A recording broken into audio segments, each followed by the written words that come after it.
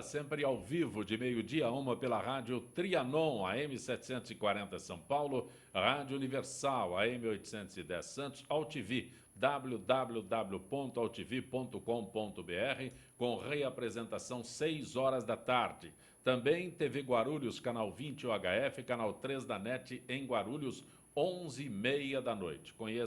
Acesse nosso blog e conheça nossos colunistas e colaboradores, gentequefala.com.br, nossa fanpage, Facebook/programa Gente que Fala.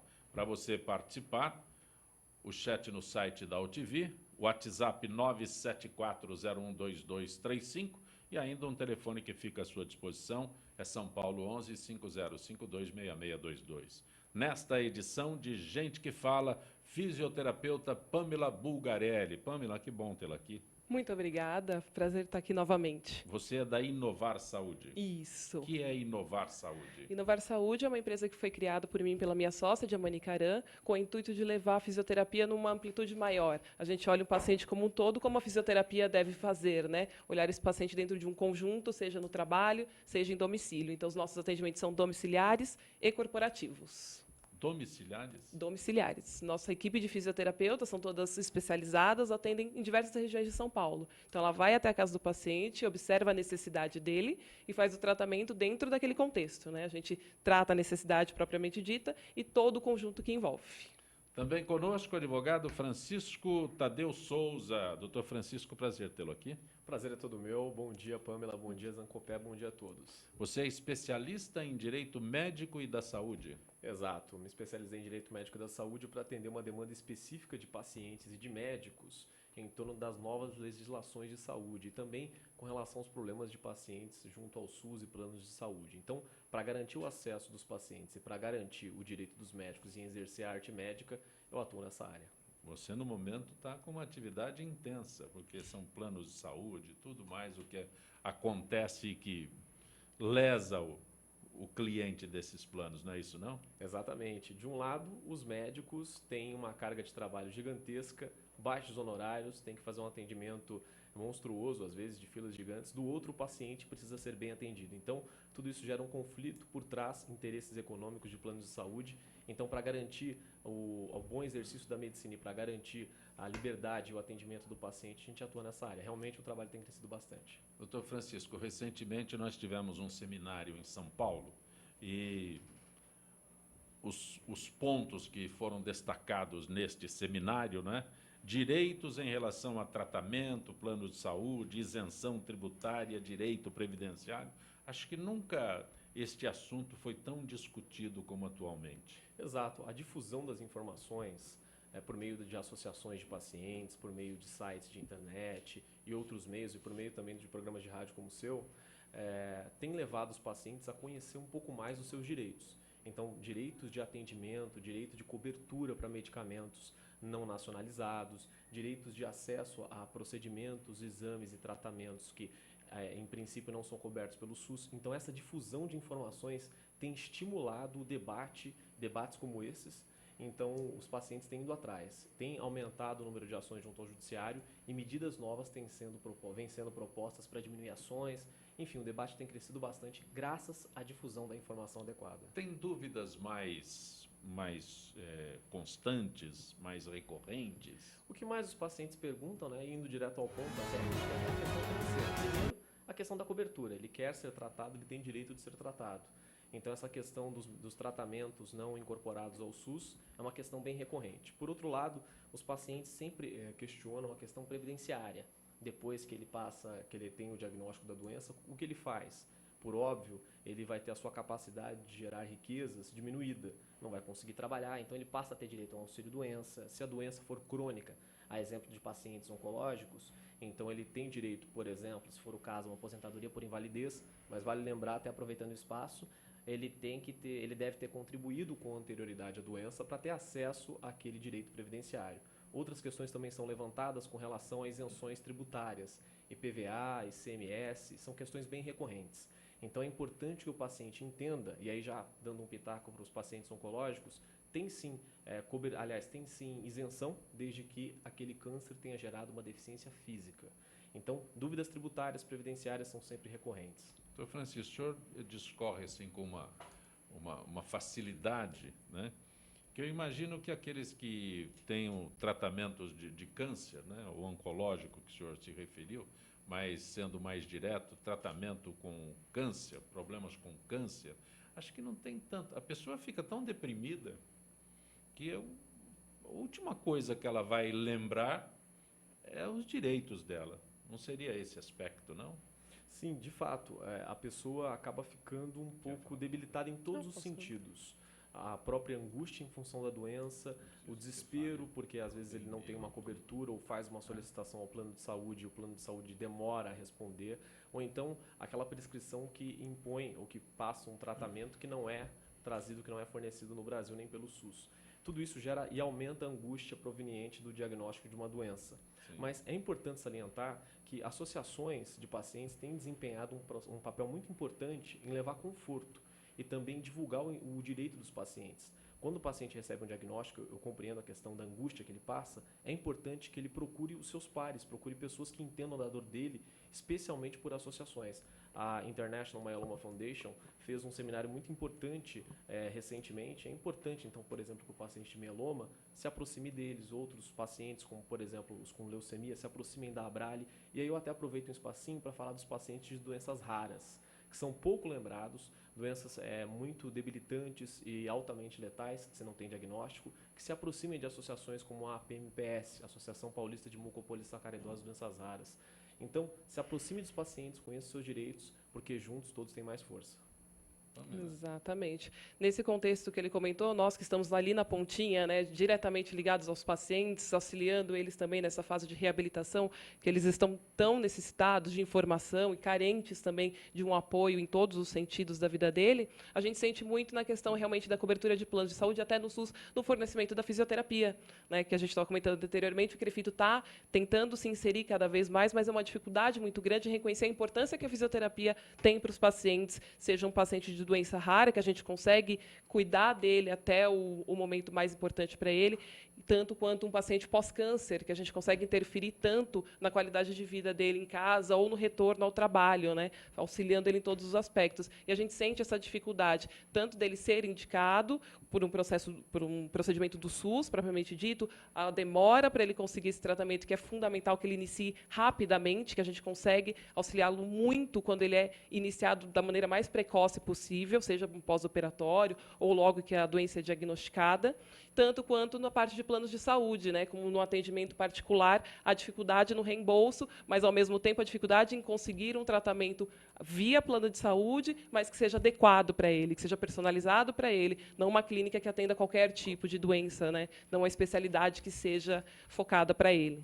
Mas, Pamela, quando você fala em fisioterapia e plano de saúde, tem uma distância tão grande. Me lembro aqui que nós recebemos uma vez uma reclamação de um paciente que tinha um problema no joelho e uma necessidade de uma série de sessões de fisioterapia. Eu sou leigo, não sei detalhar todos esses termos técnicos que você tem. Mas é mais ou menos assim.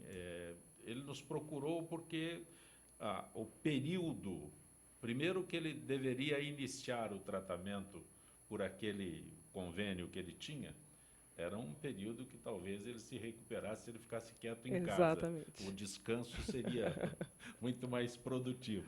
E aí, o intervalo entre uma sessão e outra não atendia à prescrição médica. E eu fico sem entender onde a gente vou recorrer a uma fisioterapeuta particular ou vou esperar aquele plano de saúde e vou me recuperar mais pelo tempo do que pelas sessões que eu possa... Que vai ser realizada. Infelizmente, é um conflito bem complicado, que o CREFITO tem, ultimamente, tentado lidar com isso. É complicado pelo fato dos valores repassados por essas clínicas. Essas clínicas trabalham em demanda muito alta, exatamente para conseguir ter produção, tanto financeira quanto de atendimento. Os locais estão ficando cada vez mais restritos, então os planos não estão liberando nem se conveniando com um número grande de clínicas, muito pelo contrário, muitas estão sendo descredenciadas, o que prejudica o paciente num produto final. Então, muitas vezes, recorrer para o tratamento particular é um caminho. Lógico, é um custo a mais, ele já está pagando o plano de saúde, muitas vezes ele não vai ter o reembolso, então é um conflito realmente muito complicado, que fica o fisioterapeuta numa ponta tentando fazer o seu trabalho, mas o plano de saúde ali dando uma seguradinha, o paciente que realmente não tem informação, e é bem isso, muitas vezes vai falar, para demorar o meu início de tratamento, ou para eu chegar lá e fazer só um procedimento básico, às vezes eu fico em casa. Então, a falta da consciência da importância da fisioterapia na reabilitação dele, ou até, como a gente comentou anteriormente, na prevenção e promoção de saúde, é muito grande. Então, fica um tripé de dificuldades que a gente tenta lutar ali da parte da fisioterapia para mostrar e desenvolver o melhor trabalho, que seja numa clínica ou que seja no tratamento particular, mas junto com os órgãos, como o CREFITO, que fica ali batalhando para tentar conciliar toda essa remuneração e planos de saúde. Pamela, vocês dois são muito jovens, mas houve um período em que aqueles que atendiam o telefone tinham um equipamento para poder prender o telefone no pescoço. Atualmente é o celular, as pessoas fazem uma ginástica terrível para atender o telefone e ficar com as mãos livres. Agora eu estou querendo entender o uso de notebook, a relação do uso do notebook e o câncer de próstata. Isso. Nesse mês de Novembro Azul, né, que é o mês que a gente vai começar a conversar muito sobre o câncer de próstata, ele vem muito à tona. Na verdade, esse assunto surgiu por volta de 2006, 2007, com um estudo feito, né, por um urologista, que ele observava uma correlação pelo aumento da temperatura da região de próstata, da região genital masculina. Por quê? Uma vez que todo mundo, né, o celular está ali apoiado, e o notebook eu posso levar para o quarto, eu posso levar para a sala, eu posso levar para onde eu quiser, só que eu não me posturo de maneira correta. Né? Ninguém senta lá bonitinho, retinho, para mexer no notebook. A facilidade acaba trazendo grandes problemas. Mas o notebook é para isso, não é? É para facilitar, mas nem tanto. É para facilitar, né, a nossa vida, compactar, deixar menos coisas para a gente poder mexer. Mas a gente tem que entender que o nosso corpo é o nosso maior instrumento. Então, a gente tem que dar prioridade. A gente não pode facilitar tanto a vida assim. Na verdade, é a falta do hábito. Né? Tudo que é confortável a gente tende a fazer, mas não se torna confortável durante muito tempo. E esse estudo veio trazer isso, exatamente. Não é comprovado, não posso falar aqui que, nossa, realmente, todo mundo que usa o notebook durante determinada quantidade de hora vai desenvolver o câncer. Mas tem uma possibilidade pelo aumento da temperatura na região. Né? Então, o estudo ele vai falar tanto do câncer de próstata, pelo aumento de temperatura, pela alteração celular que acontece na região, tanto quanto a questão da fertilidade, por aumentar Não, você fala aumento celular, né? Tem que explicar que é a célula das células do corpo. Porque celular as pessoas celular, já pensam isso. no aparelho. Bem né? falado. A região celular, as células que podem se transformar em células cancerígenas. Doutor Francisco, você coloca o notebook no colo para trabalhar? Olha, até 5 minutos eu coloquei, mas nunca mais eu coloco. Pode colocar um pouquinho só. É melhor evitar. Acho melhor. Tudo que é possível evitar é o melhor, para evitar o hábito. Vou seguir a sua Né? orientação. Se for, coloca uma almofada, mas mesmo assim existem estudos de dermatologistas, mas é mais a competência médica, que mostram lesões realmente de aquecimento, de queimadura, pelo fato mesmo com a almofada estar apoiada e não perceber que a temperatura da região está aumentando. Então, assim, não coloca. Doutor Francisco, vamos tratar do assunto nós aqui. Com certeza. Com total prioridade. A Pamela não está preocupada com isso. Nós, a partir de agora, ficamos preocupados. Tem cobertura no plano de saúde para isso? Olha, eu vou trabalhar em cima disso, pode ter certeza. Mas, realmente, a questão do fisioterapeuta, o fisioterapeuta ele colabora muito até para a recuperação da dignidade da pessoa humana. E aí vai uma questão muito evidente para dirimir essa dúvida se tem cobertura ou não. O plano de saúde... Eu faço uma pergunta que pode parecer assim, né, aleatória, mas é verdade. Mas todos os profundamente detalhes você relevante. tem que se relevante. preocupar. Com certeza. E aí, pensando na questão do fisioterapeuta, é importante que os pacientes pensem no seguinte: acima do contrato entre a operadora e o paciente, nós temos a lei. Acima da lei, nós temos a Constituição. A Constituição garante, e a lei abaixo dela, a lei dos planos de saúde, garantem que o contrato de plano de saúde não pode excluir nenhuma medida que dignifique a pessoa humana. Como o trabalho do fisioterapeuta promove saúde, faz prevenção, faz com que o paciente diminua até problemas cardiovasculares, risco disso, faz com que o paciente tenha uma vida um pouco melhor, a cobertura é certa. Então, muitos planos de saúde negam mas negam abusivamente. É importante que o paciente tome ciência dos seus direitos. E o fisioterapeuta realmente é muito relevante para a saúde. Vou aproveitar a tua presença aqui para dirimir mais uma dúvida. A Pamela, através da Inovar Saúde, quando nós nos cumprimentamos aqui, ela disse que a Inovar Saúde tem um sistema que vai até a casa do paciente. E com relação aos planos, não me consta que eles tenham a disposição de colocar o profissional lá na casa do paciente, né? Essa é uma restrição, eles querem o espaço físico deles, né? E não abrem mão disso. Apenas aproveitando que ela está aqui, existe a possibilidade deste tratamento ser feito no local? Existe, os planos de saúde já pensaram nisso? Ou isso é uma batalha... Zancopé, o plano de saúde não quer cobrir nada. Sim, Então, sim. Bom, já ele é não um... quer Parte cobrir dessa nada. ideia, né? É. Pois é, então eles já partem da ideia ou da disposição em não cobrir.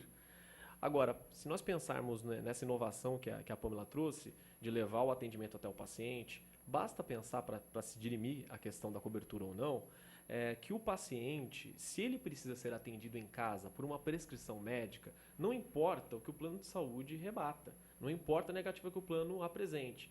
Muitos planos, depois que pegam uma prescrição médica para uma fisioterapia em casa, eles remetem para o médico do plano e o médico do plano, por óbvio, afasta. Não é necessário, o paciente tem que se deslocar até um centro, enfim. Sim. Isso é totalmente abusivo, porque quem comanda o tratamento, claro, com a anuência do paciente, é o médico. Então, o médico do paciente, aquele do paciente, o assistente, tendo prescrito fisioterapia em casa, o plano de saúde tem que pensar 2 vezes em negar. E o paciente tem que ficar atento para não cair nessa abusividade negativa. Quando você fala o plano não pode negar, parece uma solução simples, mas é muito complicado. Corriqueira negativa. É complicado. Negativa, é complicado.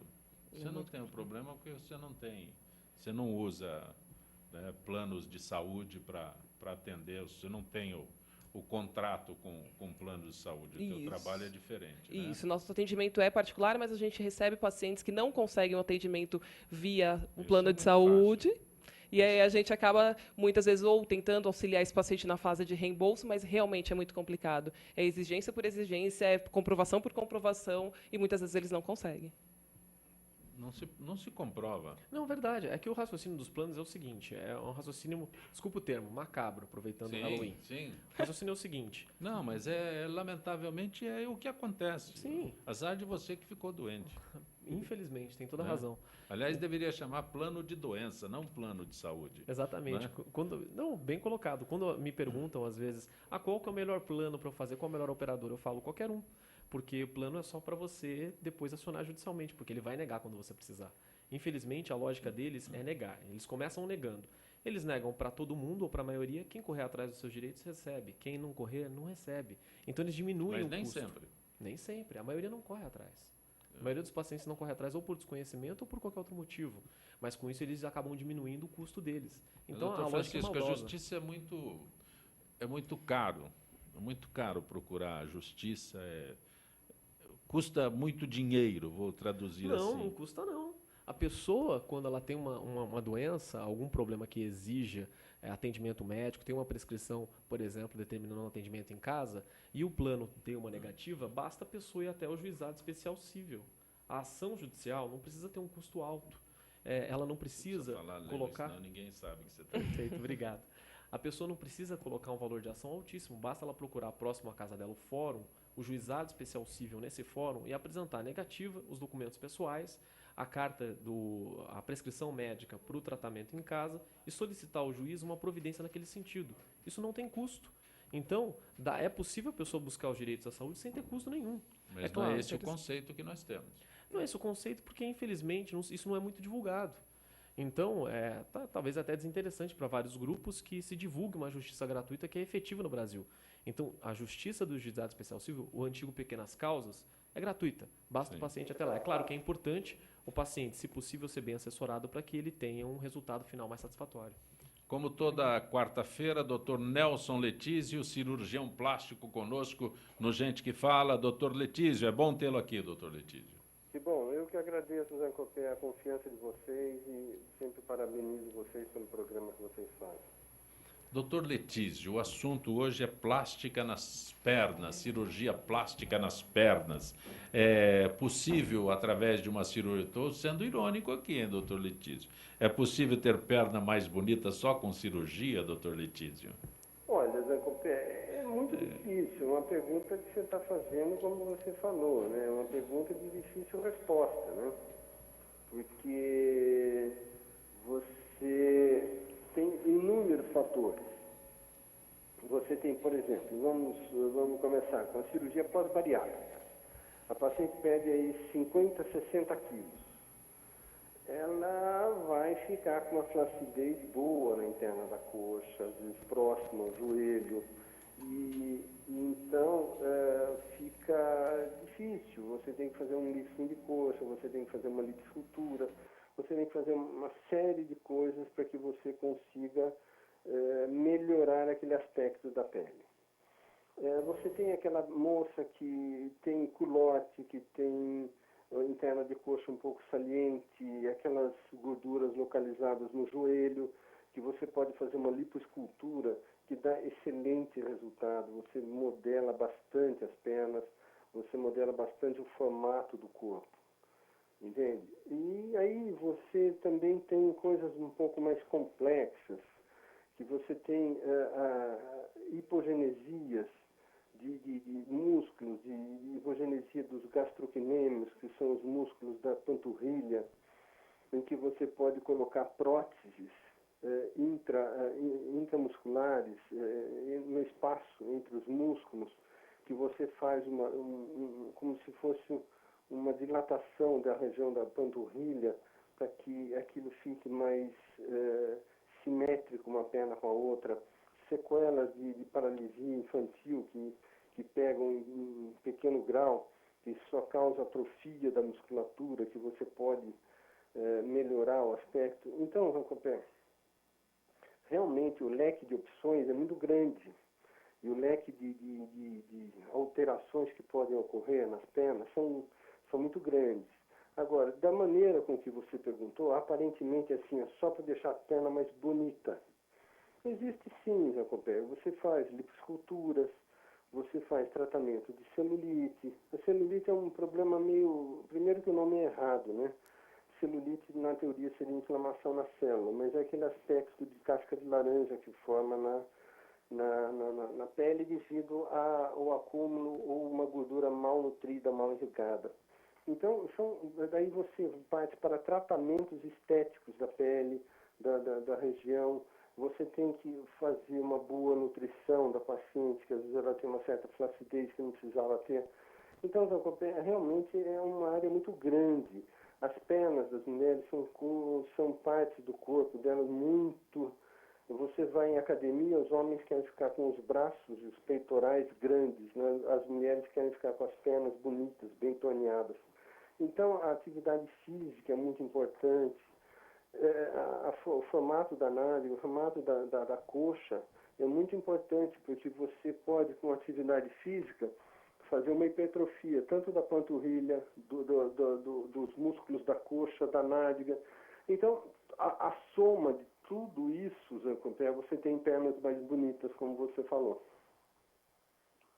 Imagino que se não for uma cirurgia corretiva, principalmente nesta época do ano, é mais uma questão estética. Então, a lipoescultura seria o mais procurado, eu posso colocar dessa forma, doutor Letísio? Com certeza, Zancopé. A lipoescultura, os tratamentos em nível assim, de radiofrequência, de ultrassom, que você melhora um pouco o turgor e, Zancopé, importantíssimo, uma boa dieta, uma atividade física comedida, orientada por um personal trainer que saiba fazer direitinho, você tem resultados muito bons, Zancopé.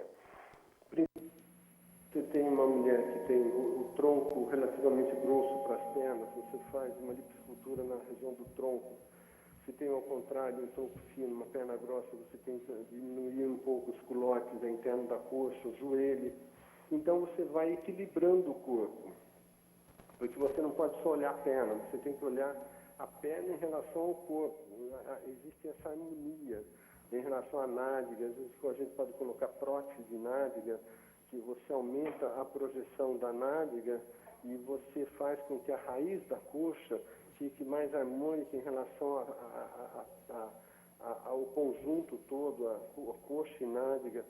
Então, realmente é um tema bastante vasto, mas como você simplificou e simplificou bem de uma maneira geral, a lipoescultura ajuda muito. Doutor Letísio, eu agradeço mais uma vez tua gentileza com o Gente que Fala. Um abraço. Um abraço, saúde e paz para todos aí. Gente que Fala retornará em instantes.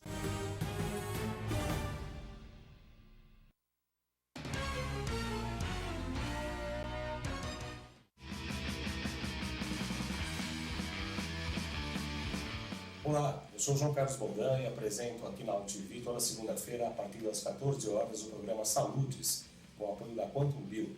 Falamos das medicinas ancestrais, como a acupuntura, que é a minha especialidade, mas também de medicina quântica, biorressonância, biofísica, para a qualidade de vida e saúde. Venha com a gente toda segunda, às 14 horas, aqui na UTV.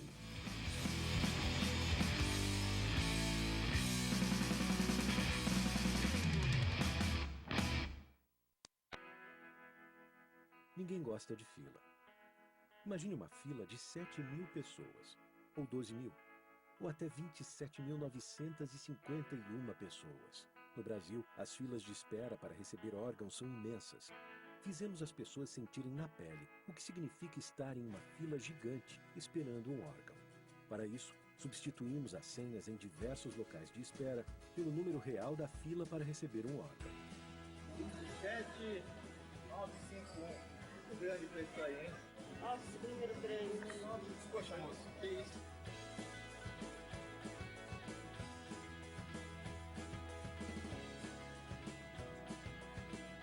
Rim, fígado, córnea, pâncreas e muitos outros. Essa seria a sua posição se você estivesse na fila para receber um órgão. 19.393? Esperar aqui pra ser. Vai demorar um pouco pra eu ser atendida. Se fosse 27 mil, eu ia esperar. Bacana, legal isso aí, a doação de órgãos. Atitude muito boa. Minha cabeça foi pra outro lugar agora. Muito legal. Você vai se sentir do outro lado. Sou, mas depois dessa aí dá até pra pensar em ser, né, meu? Evite filas. Doe órgãos. Oi, eu sou Letícia Spiller e quero convidar vocês a fortalecer o movimento que quer criar uma lei para acabar com o desmatamento no Brasil. Nossas florestas não podem mais ser destruídas. São elas que garantem a nossa qualidade de vida. Eu quero floresta em pé, água fresca, clima ameno e desmatamento zero. E você? Participe, assine a petição.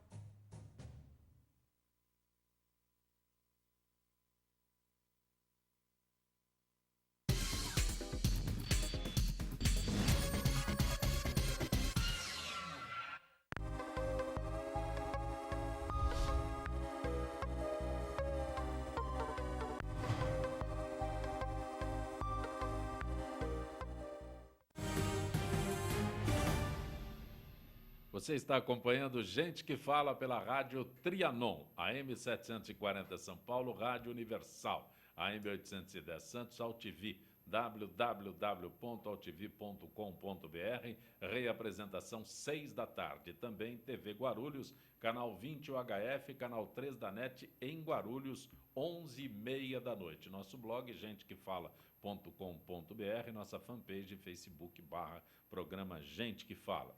Telefone 5052-6622 à sua disposição. Conosco hoje a fisioterapeuta Pamela Bulgarelli, da Inovar Saúde, também o advogado Francisco Tadeu Souza, que é especialista em direito médico e da saúde. Pamela, eu vou repetir uma colocação que eu fiz numa outra oportunidade que você teve aqui no Gente que Fala.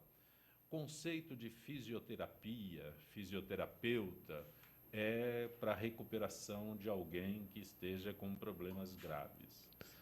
não é essa diversidade de atendimento que a fisioterapia oferece hoje. Exatamente. Quando você fala, a gente atende em casa, a gente tem a impressão que é aquela pessoa que está travada na cadeira de roda, travada numa câmera, numa cama, não é? Que a fisioterapia só serve nesses casos. Isso. Mas não é essa a dimensão que hoje tem a fisioterapia, de você poder auxiliar as pessoas de outra forma, não apenas em situação crítica. De reabilitação, exatamente. Na verdade, a fisioterapia ela foi criada, difundida e desenvolvida para ter esse aspecto, né, de prevenção, promoção e reabilitação. Mas, realmente, o que ficou difundido, que a maioria das pessoas conhecem, é exatamente a reabilitação. Né? Como a gente comentou no bloco anterior, ela tem a função de prevenir, de promover e de tratar também sequelas de qualquer patologia, qualquer doença que possa ter acometido um indivíduo. Mas a fisioterapia ela é ampla e ela é extremamente necessária. Não é puxando para o meu lado, claro, mas a gente tem um papel muito fundamental na qualidade de vida, que compreende o contexto todo de um indivíduo. Né? Então, como é que ele vai se relacionar com a família, como é que ele vai se relacionar com a sociedade, no dia a dia do trabalho dele. Então, o nosso trabalho realmente é amplo, ele é holístico, ele olha o paciente como um todo, desde o que pode vir a acontecer com ele, orientando, ensinando, né, fazendo a promoção da saúde através de exercícios, ou qualquer outro trabalho que possa ser segmentado e importante para esse indivíduo depois de uma análise, né, feita para ele, especialmente, e no processo de reabilitação e readaptação aí ao longo da vida. Anteriormente, no primeiro bloco, a gente fez referência ao uso de notebook no colo que possa causar câncer de próstata. Estamos no Novembro Azul e este é um tema que ganha discussão em todos os pontos. E, recentemente, eu ouvi alguém falar sobre fisioterapia para câncer de próstata, paciente com câncer de próstata. Isso. Como é que é isso? Na verdade, não é para o paciente propriamente do câncer de próstata, como é no caso do Outubro Rosa, que a gente comentou num programa passado, que dá para intervir até anteriormente, né, quando a gente diagnostica. Mas, no caso do Novembro Azul, né, do câncer de próstata, que a gente vale salientar que os homens têm que procurar a prevenção, têm que fazer o exame, têm que largar a mão do preconceito e cuidar da saúde, que é extremamente importante e tem um resultado, um prognóstico alto quando descoberto inicialmente. Largar a mão do preconceito porque você não é homem. Mas sou mulher, também passo por algumas coisas. Mas é interessante, né? Um exame de sangue. Ele concordou. Você vai chegar lá, se Deus quiser. Lembrando que ali, se na família tiver algum caso, 45 anos já é necessário começar, né, a investigação. Mas é para a saúde, o bem é maior, né? Sim. Mas, realmente. E aí, a fisioterapia, onde que ela vai intervir? Quando há a opção pelo tratamento da cirurgia, que é retirada da próstata, muitas vezes não, ali de 3% a 5% dos casos que são relatados, né, cientificamente, pode acontecer incontinência urinária, né, por uma lesão muscular, uma lesão nervosa, quando é feito o tratamento cirúrgico. Nesses casos, a fisioterapia pode intervir. Né? A gente vai fazer o tratamento para reabilitar esse indivíduo e até ali, entre 6 meses e 1 ano, conseguir promover a continência dele de novo. Então, ele pode ter a perda urinária, seja no esforço, ao tossir, ao carregar um objeto, ou por uma hiperatividade da bexiga, né? Aquela vontade urgente que às vezes dá e ele não consegue controlar. Então, a fisioterapia vai agir exatamente nessas questões. Então, vai fazer uma avaliação desse indivíduo, descobrir quais os 2 tipos de incontinência ele tem, né, se é por hiperatividade, se é por esforço. Em associação com o urologista, é muito interessante trabalhar, porque ele pode pedir um exame urodinâmico, que a gente vai avaliar exatamente como é que está a bexiga dele funcionando.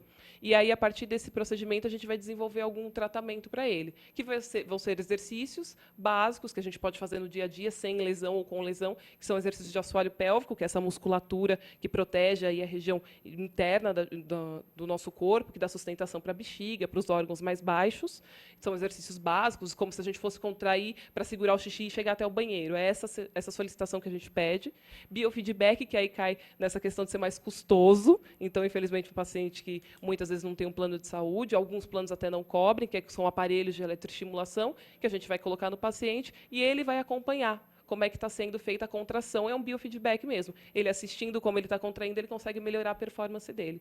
E terapia comportamental, né? Ele se conhecer, ele conhecer sinais e sintomas e se prevenir. Porque a gente sabe que a incontinência urinária, uma vez instalada tanto em homem quanto em mulher, prejudica demais a qualidade de vida. Você disse que tem 2 tipos? Isso, por Mas hiperatividade de repete urgência. esses 2 tipos. A incontinência urinária por urgência, né, que é uma hiperatividade da bexiga, o paciente ele tem uma vontade súbita de ir ao banheiro, ele não consegue segurar, porque a bexiga não consegue manter esse músculo detrusor, ele não tem força total, ele não consegue sustentar até o indivíduo se deslocar a algum lugar, e por esforço, ele não tem essa força da musculatura, que eu acabei de comentar que a gente treina, né, para ter força suficiente. Então, por exemplo, eu vou arrastar uma cadeira, eu não consigo ter a força suficiente para reter a urina. Meu abdômen exerce uma pressão tão grande que acaba liberando a urina. Então, imagina isso no dia a dia dos indivíduos, né? Acaba prejudicando demais, leva uma qualidade de vida ao nível mais baixo que conseguir. Extremamente constrangedor. Extremamente constrangedor e perigoso por infecções urinárias de repetição que podem acontecer, né? Por diversos outros problemas que podem trazer para a saúde. Dr. Francisco Tadeu Souza, aproveitando tua presença aqui, já que o senhor é especialista em direito médico e da saúde, antes da gente conversar com o Dr. Letício, o senhor fez referência a doenças raras. Então, nós estamos tratando de câncer, estamos tratando especificamente de câncer de próstata, são doenças, lamentavelmente, muito conhecidas. Mas o que seria doença rara? Doenças raras são Falando doenças... em termos jurídicos. Perfeito. Ok? Ok. Doenças raras são doenças de baixa prevalência. Ou seja, são doenças que não têm uma incidência tão grande na população em geral. Mas, apesar de serem raras, de baixa prevalência, o Brasil tem 13 milhões de pacientes com doenças raras. Então, é muita gente. Pessoas que, na maioria dos casos, dependem de um tratamento de altíssimo custo. Então, por exemplo, fala-se muito em câncer, fala-se muito em oncologia. Temos aí o louvável Outubro Rosa, o inigualável Novembro Azul. Mas é importante que se lembre também, dentre essas doenças mais famosas, doenças pouco lembradas. Então, doenças que as pessoas não conhecem o nome, ou que os nomes são muito difíceis. Sim. Essas doenças têm um tratamento muito caro. Eu não consigo falar de doenças raras sem associar os pioneiros e pessoas que têm levantado a bandeira de doenças raras no Brasil, como, por exemplo, a Associação Paulista de Mucopolissacaridose e Doenças Raras. O nome já é difícil em função da doença. Demorou para aprender esse nome? Eu fiquei treinando trava-línguas em casa para chegar aqui e falar bonito. Mucopolissacaridose. Mas tem outras também, por exemplo, Sim. amiloidose, paramiloidose. E os nomes são muito complicados. Mais complicado que o nome é o diagnóstico, como ela bem colocou. O diagnóstico muitas vezes é tardio, o diagnóstico é desacertado e aí o tratamento também começa muito tarde. Então é importante que os pacientes, quando tem alguma suspeita, quando o médico não consegue diagnosticar alguma doença, alguma questão diferente na criança, é importante que os pais procurem associações como essa que eu mencionei, a PMPS, e busquem informações de como conseguir, de como localizar um médico que possa dar o diagnóstico e começar um tratamento quanto antes. Doenças raras é uma bandeira que está sendo levantada mais no Brasil agora em função dessa associação, mas também é uma questão muito importante para a nossa sociedade. Então, Francisco, com relação não exatamente a essas doenças raras, mas medicamentos, né, que as pessoas às vezes precisam, são medicamentos importados, nós não temos aqui laboratórios que produzam. Aliás, agora tem o tratamento através de maconha, né, de derivados da maconha, que parece um bicho de 7 cabeças, mas tem pessoas que querem recorrer a esse tipo de tratamento. Tem lá o diagnóstico que é possível utilizar esse tipo de medicamento, mas é inatingível para o brasileiro que mora aqui. Tem algum procedimento que consiga superar isso? Sim, tomando, por exemplo, esse caso do canabidiol, eu até não havia passado o nome acertado, peço desculpas, mas com relação ao tratamento com medicamentos é não mais autorizados no fácil para as Brasil. pessoas que Verdade, estão nos tem toda a ouvindo razão. entenderem a maconha e não Tá como é que é certíssimo. canabidiol. Mas realmente o tratamento para alguma doença, por exemplo, canabidiol seria para pacientes com um tipo específico de epilepsia, mas não só com relação a esse medicamento, mas todos os medicamentos que não são autorizados no Brasil, que talvez não tenham passado por pesquisas aqui no Brasil, que não sejam aprovados na Anvisa, não sejam incorporados no SUS, enfim, que o SUS não fornece. É importante que o paciente se paute sempre no relatório médico fundamentado. é importantíssimo para o acesso a qualquer medicamento, tanto os produzidos aqui quanto os produzidos lá fora, que não passaram pelos entraves burocráticos para chegar até as mãos do paciente, é importante que ele tenha um relatório médico expondo a doença, expondo o esgotamento de outros protocolos clínicos e prescrevendo aquele medicamento específico. Quando o paciente tem um relatório médico nesses termos, nesses moldes, ele vai até o SUS, aliás, ele vai até o juiz, porque o SUS não fornece, e o juiz manda conceder ao custo do Estado. O Estado deve cobrir. A saúde é sim o direito de todos e o dever do Estado.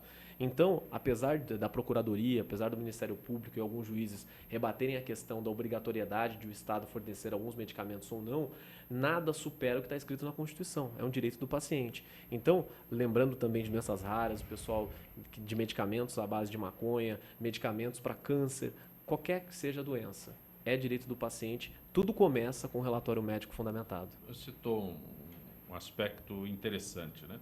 Nós estamos desde o início do programa falando sobre planos de saúde, mas aí o senhor citou o Estado, né? Eu consigo interpelar o Estado, eu consigo processar o Estado, eu consigo alguma coisa contra o Estado, né? Porque não é junto nem a favor, é contra o Estado. Que a justiça no Brasil é meio complicada, nem todo mundo tem acesso. Eu disse há instante que é caro, né? Eu tenho que contratá-lo, o senhor não vai sair de graça, é a tua profissão. Com certeza. Então, eu estou fazendo o papel de leigo aqui, que precisa de um advogado para interceder junto ao Estado, né? Para fazer uma interpelação junto ao Estado. Então, eu fico com as dúvidas se eu consigo, eu falo, Estado, eu já perdi. Então, muitos pacientes têm essa mesma dúvida. Agora, acontece o seguinte, tudo começa, Zancopé, e aí eu enfatizo muito isso, no relatório médico. Quando o paciente tem esse relatório médico em mãos bem fundamentado, ele pode sim procurar a farmácia do Estado e solicitar, preenchendo os formulários específicos que a farmácia oferece, que a farmácia fornece, solicitar um medicamento por via administrativa. Se o medicamento for negado, ele procura sim o juiz. O juiz vai determinar, vai conceder uma decisão liminar, ou seja, uma decisão que vale até o final do processo, e aí o paciente passa a receber aquele medicamento. É claro, quando eu falo em o juiz dar liminar, em a pessoa buscar a justiça, parece tudo muito fácil, tudo muito tranquilo. Vou ser bem realista. É isso que eu estou tentando entender. Você fala, procura o juiz. Não, procura o juiz. Fácil. É claro, você vai bater na porta do juiz, ele não vai te atender. Isso. Não, mas sendo bem realista, a questão, por mais que eu simplifique, ela tem os seus entraves típicos do Brasil.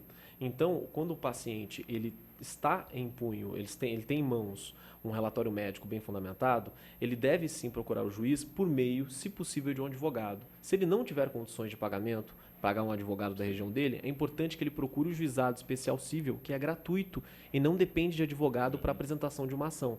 Se ele não tem condições de procurar o juizado especial cível, que procure a defensoria pública. Recomendo sim que ele procure defensoria ou um advogado para que ele seja assistido tecnicamente. Nunca ele vai chegar diretamente no juiz, mas é importante que ele faça chegar o caso dele até o juiz. Detalhar esses caminhos. Claro, espero estar sendo claro até. Não, perfeito, mas procure o juiz. É preciso detalhar esses caminhos para se chegar ao juiz. Justo. Né? Porque pelo jeito que o senhor coloca aqui, parece que é muito fácil. Não, ele vai passar na porta do juiz, mas não é de jeito assim. nenhum. O tratamento já não é fácil e é aquela coisa. O tratamento não é fácil. Agora, para ele ter acesso a esse tratamento, talvez seja tão difícil quanto. Eu estou simplificando, mas a pessoa deve sim estar ciente de que ela vai ter umas dificuldades, com certeza. Por isso que é importante que ela esteja em mãos com o principal documento de todos, que é o relatório médico bem fundamentado. Sim. Quando ela chegar até o juiz por meio de um advogado, por meio de uma ação judicial, e aí a pessoa que estiver lá trabalhando no fórum, se for no caso do juizado especial cível ou se for por advogado, eles vão definir qual juiz, mas quando o caso dela chegar até o juiz, estando ela com esse relatório, ele vai contar muito para ele conceder aquele medicamento ou não. E aí eu quero salientar, até porque a gente puxou para esse lado bem realista da questão, uma vez dada uma decisão judicial para que o paciente tenha acesso ao medicamento, isso não é garantia de que esse medicamento vai chegar em 24 horas, de que esse medicamento vai chegar no outro dia. Não é garantia. Uma coisa é conseguir uma decisão de um juiz determinando a entrega de um remédio, outra coisa é conseguir o cumprimento daquela decisão daquele juiz. E aí o cumprimento depende de estoque, depende de algumas medidas judiciais, como, por exemplo, ofícios, multa diária, para que aquela decisão seja obedecida pela Secretaria de Estado da Saúde. O processo de importação de um medicamento normalmente leva algum tempo, sim.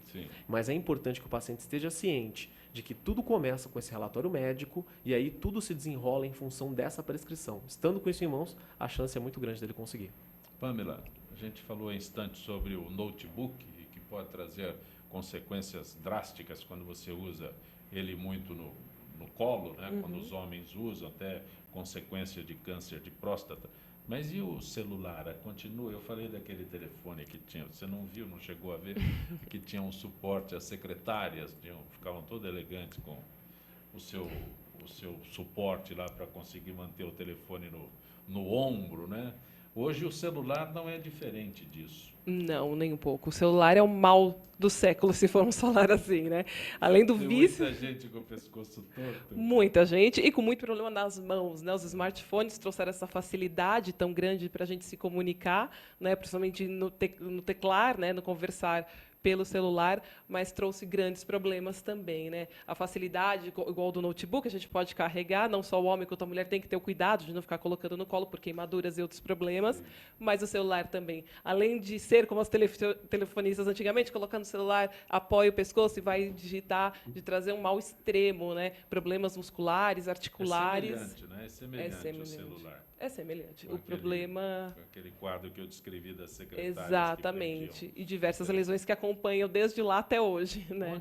Onde o problema, quando eu começo a segurar o telefone, o celular no pescoço, onde é o problema maior? Reflete na coluna? Totalmente na coluna. Os músculos que estão, né, circundando, que são os auxiliares dessa musculatura de ombro, de cintura escapular, todo esse processo que a gente trabalha, acabam sendo prejudicados. Uma vez que eles começam a ser prejudicados, eles estão tentando nos proteger, eles estão tentando fazer o papel deles, porém a gente passa numa postura errada, tende a ficar mais tensionado, a gerar um espasmo, que é uma rigidez dessa região que geralmente a gente sente quando a gente palpa e fala, nossa, estou tenso, está duro, está rígido, você está adotando uma postura errada. E ele está tentando segurar. Uma vez que ele já esgotou o máximo da possibilidade de tensionar, de segurar, até de dor, que a gente vai protelando, a gente não liga muito, põe uma bolsinha aqui, uma bolsinha ali, toma um remédio sem prescrição médica, faz errado. Não, no brasileiro não faz isso. Não, nunca. É muito difícil, né? A conversa aqui é só, e aí, não sei o que você toma, o que não é, né? Os pacientes, a gente ouve muito isso, principalmente idosos, é um bate-papo só de doença e remédio. Mas, uma vez que o músculo já fez a sua função, quem vai sofrer, já está sofrendo, mas quem vai sofrer a sequência final é a coluna, principalmente região cervical, né? Tem um estudo muito interessante feito nos Estados Unidos, que um neurocirurgião, ele foi avaliando quanto de carga a gente colocava na nossa cervical conforme a gente ia conversando no celular e quanto a gente fazia de inclinação, né, o pescoço para frente e para trás. E ele observou que a nossa cabeça pesa em torno de 4 quilos. Conforme a gente vai inclinando e a gente vai inclinando para conversar e vai ficando cada hora mais introspectivo, né, que é super interessante estar ali, a gente pode adicionar até 27 quilos à nossa cervical. Então, imagina o estrago que isso não vai fazer, né? Hérnia de discos e afins que podem surgir. Então, tem que tentar achar um jeito menos errado de cuidar e afastar esse celular, manter a coluna um pouquinho mais reta, trabalhar com o olhar, é o ideal. Doutor Francisco, uma última pergunta, estamos no finalzinho do Gente que Fala. Há esperança para os clientes da Unimed Paulistana? Os clientes da Unimed, infelizmente, paulistana, foram colocados numa situação em que está cada um por si. Para ser bem sincero, também realista. Mas há esperança sim. Eu até aproveito para recomendar o seguinte, muitos pacientes têm nos procurado relatando problemas do tipo, eles mudaram para um plano de saúde, o plano de saúde foi de um valor, novo plano é de um valor menor, mas também a cobertura é menor. Ou seja, não há paridade, não há igualdade entre a cobertura oferecida pela Unimed e o novo plano. É importante sim que o paciente lembre da seguinte frase, nada no Brasil é afastável do Poder Judiciário. Então, se ele se sente lesado, se ele não tem igualdade nas condições de outrora, é importante que ele procure o juiz por meio de um advogado. Perfeito. E aí ele tem o seu direito assistido. Procure seus direitos. E houve uma maldade terrível agora, porque nessa fase de transição, os usuários lá, não sei como é que é o termo correto, daqueles que foram enganados pela Unimed Paulistana, né, receberam o boleto e a informação que se não pagasse aquele boleto não teria a transferência para outra, não seria habilitado em outro plano. E todo mundo pagou aquilo lá, deve ser o 13º daqueles que maldosamente enviaram esses. O que infelizmente é boletos. abusivo, totalmente abusivo, Sim. o paciente deve procurar seus direitos sim. Dr. Francisco Tadeu Souza, especialista em direito médico e da saúde, tem um endereço, um site que se possa localizá-lo? Sim, vou deixar meu e-mail até para dúvidas. As pessoas que tiverem dúvidas até com relação à Frente Parlamentar da Saúde e Pesquisas Clínicas, vou deixar meu e-mail direto.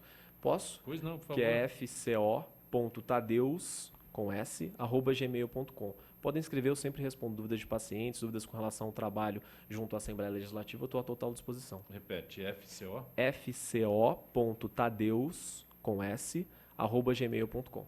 Muito bom tê-lo aqui no Gente que Fala. Prazer foi todo meu. Pamela Bulgarelli, como eu entro em contato com Inovar Saúde?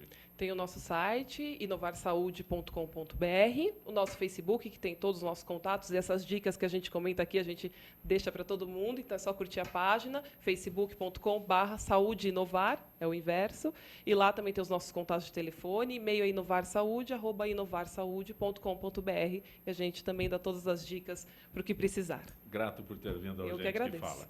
Gente que Fala tem a direção-geral do jornalista Fausto Camunha, a diretora de produção Zenilda Salvato, redação Raela Brandão, Pedro Esquiavon, na pauta José Carlos Sicarelli, produção cultural Ricardo Godoy, na rádio Trianon, Benê, Cléo Rodrigues, Neildo Neres e Ricardo Valim, na direção da TV Guarulhos, Fernando Mauro, na direção da UTV, Alberto Luquete, na técnica James Eduardo, Marcelo Fontan, Sérgio Oliveira e Iago Matsumoto. Estaremos de volta amanhã, meio-dia. Gratos, até lá. Muito bom.